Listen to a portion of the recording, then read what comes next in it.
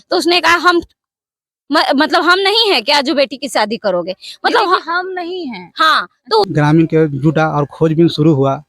तो 9 बजे दिन में पता चला से एक बच्ची का किसी का शव मिला है। जब ये लोग गए देखने के लिए तो वहाँ पे उनका पुत्री का ही शव था। नहीं सॉरी, उसने कहा कि सुने हैं कि आप बेटी की शादी कर रहे हैं।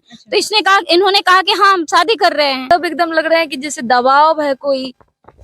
देखिए, ये निश्चित रूप से यहाँ के जो पीड़ित हैं वो काफी भयभीत है। जो अपराधी हैं वो काफी दबंग है। अच्छा। उनकी बिरादरी का चारों तरफ वर्चस्व है। यानी दबंगी में कुछ भी कर सकते हैं, किसी के बहन बेटी को भी उठा सकते हैं, टांग सकते हैं, कुछ भी कर सकते हैं। रिकॉर्ड है कि दूसरे के घर में घुस के और किसी की बहू को उठा रहा था या बेटी को उठा रहा था, घर से उठा के ले जा रहे हैं। आपको लगता है कि हिम्मत नहीं करेगा कोई अपराधी महिलाओं के साथ छेड़छाड़ को छूने तक का देख सकते हैं ये गरीब परिवार का घर है, दलित का घर है। इसी अंगना में, इसी घर में वो लड़की रहती थी जिसके साथ दुष्कर्म हुआ है। तो चलिए हम दिखाने का, और ये भैया दिखाने का प्रयास करेंगे कि लड़की किस घर में रहती थी। इसी घर में सोया था, इसी पर इसमें आया आके ये टाटी तोड़ के लेके गया। अच्छा, लड़की अकेले इस रूम में सोती थी इस घर में। आप लोग घर देख सकते हैं, ऊपर में जो है खर है, वो घास जो होता है वो है, और इसी घर में लड़की जो है वो सोया करती थी, और इसी घर से उठा के ले गया। नहीं, हाँ जी, इसी घर से ले गया उठा के, पीछे मैं टाटी तोड़ के लेके चल गया। अच्छा, तो आप लोग को पहले से पता नहीं कुछ था? नहीं पता था। अच्छा, आप लोग को पता चला तो आप प्रशासन को खबर नहीं किए?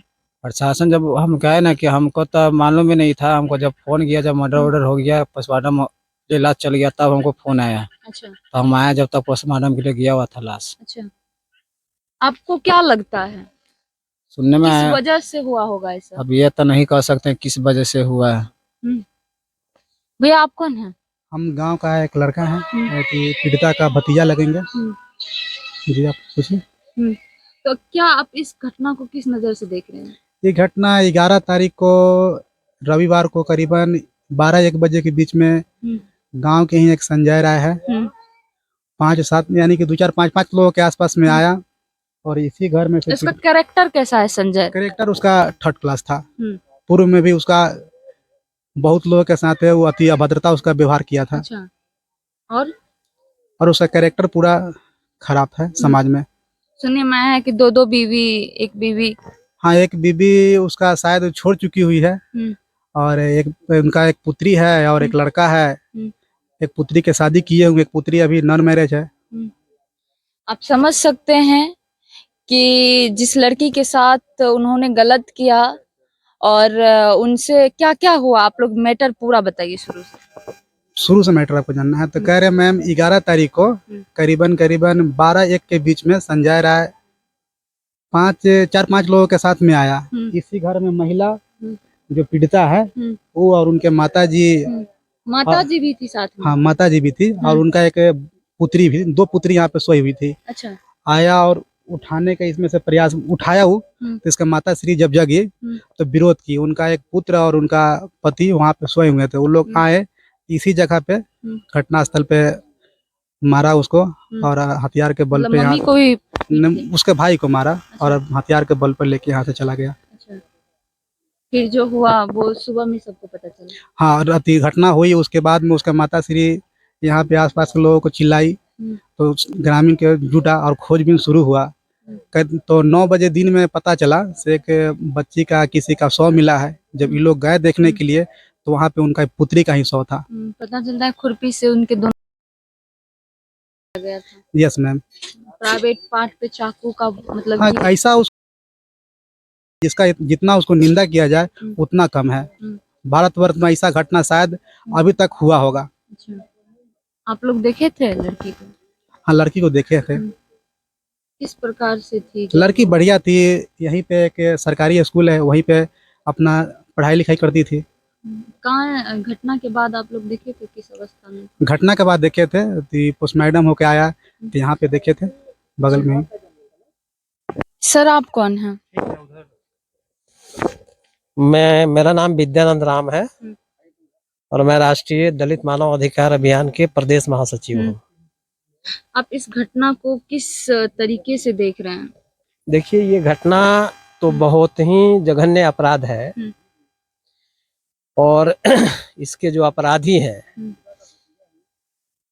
हमको लगता है कि वो एक लड़की के साथ उसके स्तन को काट को छल्ली कर दिया जाता है और यहाँ की आदमी जो है कुछ बोलने के लिए तैयार नहीं है। सब एकदम मायूस है, कुछ कोई नहीं बोल रहे हैं, सब एकदम लग रहा है कि जैसे दबाव है कोई। देखिए, ये निश्चित रूप से यहाँ के जो पीड़ित हैं वो काफी भयभीत हैं। जो अपराधी हैं वो काफी दबंग है। अच्छा। उनकी बिरादरी का चारों तरफ वर्चस्व है। यानी दबंगी में कुछ भी कर सकते हैं, किसी के बहन बेटी को भी उठा सकते हैं, टांग सकते हैं, कुछ भी कर सकते हैं। देखिए, दबंगता किसी की हो जाए तो वो कुछ बुझता किसी को नहीं है। उसमें इंसानियत दबंग मतलब इतना उनका वर्चस्व उनकी बिरादरी का यहाँ पे है कि उस वर्चस्व के नशा में सारे चीज इंसानियत उनके पास नहीं है। दुख के साथ तो ये कहना पड़ रहा है कि इतनी बड़ी घटना हो गई, जघन्य अपराध हो गया और इनको जिस बिरादरी के लोगों ने ये घटना की है उनके लोग इनको सांत्वना देने तक नहीं आ रहे हैं। और पूरा परिवार अभी भी भयभीत है। इनको आशंका है कि इनके परिवार में और भी अप्रिय घटनाएं हो सकती है और ये लोग कह रहे हैं, ये लोग तो यहाँ से अब रहना पसंद नहीं कर रहे हैं। इन लोगों की मांग है कि सरकार इनके रहने सहने की व्यवस्था दूसरे जगह करे। जब तक इनको जस्टिस नहीं मिल जाता है, सरकार रहने और खाने की व्यवस्था तो बाद में करे, सबसे पहले तो ये मांग होना चाहिए कि लड़की के साथ ऐसा हो क्यों रहा है। सबसे पहला मांग तो ये होना चाहिए ना सर कि दूसरे परिवार के साथ ऐसा ना हो, दूसरे बहन बेटी के साथ ऐसा ना हो। एनसीआरबी के जो डाटा आए हैं, न केवल इस गांव और बिहार की बात है, पूरे भारत में महिलाओं के साथ जिस तरह से जघन्य अपराध हो रहा है दुनिया के किसी देश में नहीं हो रहा है। तो ये इसके लिए यहाँ की केंद्र सरकार और राज्य सरकार पूरी तरह से जिम्मेवार है। जो महिलाओं के लिए कानून बने हैं उस कानून का तो इम्प्लीमेंटेशन ही नहीं हो रहा है।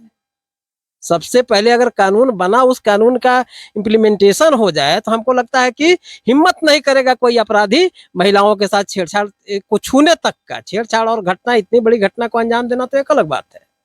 तो ये बहुत ही, ये न केवल सरकार के लिए बल्कि जो सामाजिक संस्था चलाने वाले लोग हैं, जिनको हम प्रबुद्ध नागरिक कहते हैं, ऐसे लोग भी इस घटना को लेकर अभी तक आगे नहीं बढ़े। अच्छा, बताया जा रहा है सर कि उम्र से वो 50 साल के थे।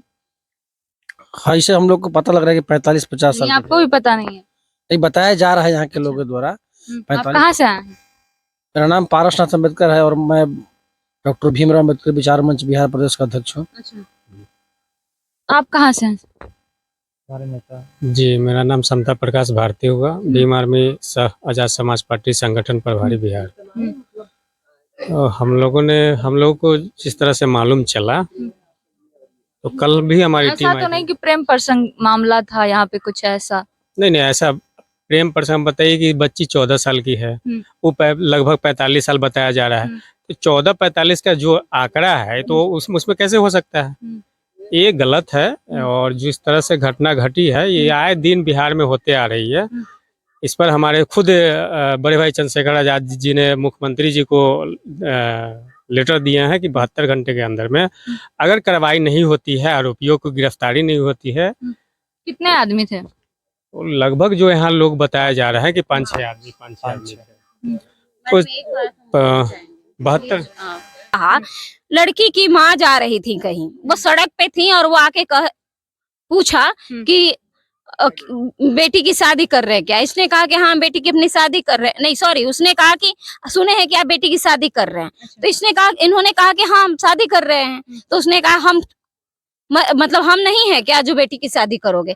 मतलब हम नहीं हैं। हाँ, तो उसका मतलब ये निकलता है कि वो पूरे मोहल्ले को अपना ये मानता है और उसको लगता है कि जितनी भी बेटियां इस मोहल्ले में होंगी वो उसके लिए मैं ही काफी हूँ, सबके साथ मैं ही रहूंगा। मतलब पहले से 2-3 शादियां कर चुका है। इसके पहले भी उसका रिकॉर्ड है कि दूसरे के घर में घुस के और किसी की बहू को उठा रहा था या बेटी को उठा रहा था। लेकिन यहाँ के डर से लोग बोल ही नहीं पाते। तो मानसिक उसको तो बहुत पहले जेल में जाना चाहिए था या मानसिक अस्पताल में जाना चाहिए था, जो आज तक ना तो समाज के लोग कर पाए और ना सरकार कर पाई। क्या अभी लगता है हो पाएगा? बिल्कुल हो पाएगा, और नहीं होगा तो फिर इसके का खामियाजा सरकार भी भुगतेगी और समाज भी भुगतेगी। इसको करना ही पड़ेगा।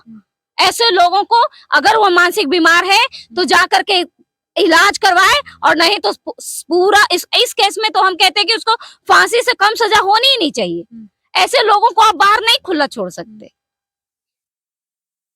किसी और पे भी दृष्टि डाल वो अब क्या उसके लिए दृष्टि डालना है? जो उठा के ले जा रहा है, ये दृष्टि डालने की तो बात ही नहीं है। जो इतना आतंक मचाया है, तो हम लोग कभी सुनते थे कि फलाना गुंडा था, जो ठाकुर था, जो उठा के लेके जाता था, फिल्मों में देखते थे। अभी रियल में देखना पड़ रहा है। रियल में है कि आप हमारे समाज की बेटियों को घर से उठा के ले जा रहे हैं और बलात्कार रहे हैं, गोद गोद के मार कर रहे हैं। ये गलत, मतलब ये गलत ही नहीं कहेंगे, ये इतनी शर्मनाक है कि इस सरकार को इसका जवाब देना चाहिए आकर के सामने से कि ऐसा क्यों हो रहा है। क्या उनकी कमी रह गई जो आज भी ऐसा हो रहा है? मानसिकता में बदलाव क्यों नहीं आ रहे हैं? यानी आप कह रहे हैं उस जमाने के रावण भी अच्छे थे, लेकिन इस मैं जमाने इस पे के कमेंट ही नहीं करूंगी कि रावण अच्छा था कि राम अच्छा था। मेरे लिए आज ये बहुत महत्वपूर्ण है कि आज जो हो रहा है वो शर्मनाक है, निंदनीय है, घृणीय है। ये अपराधियों को आप जेल भेजिए, आजीवन कारावास दीजिए, फांसी की सजा दीजिए, और ये सीख बनाइए। केवल चुपके नहीं, ये सीख बनाइए कि आप ऐसा नहीं कर सकते। ये घृणात्मक है, और समाज में जागरूकता लाइए, एजुकेशन में ये डालिए कि लड़के और लड़कियां बराबर हैं, कि जाति के आधार पे इस तरह के मानसिकता, गैर बराबरी वो अपराध है। ये एजुकेशन का पार्ट है, ये सरकार को करना पड़ेगा। आप देख सकते हैं आक्रोश जो है वो फूट फूट के बाहर निकल रहा है। और आप लोग क्या कहते हैं कमेंट में जरूर बताइएगा।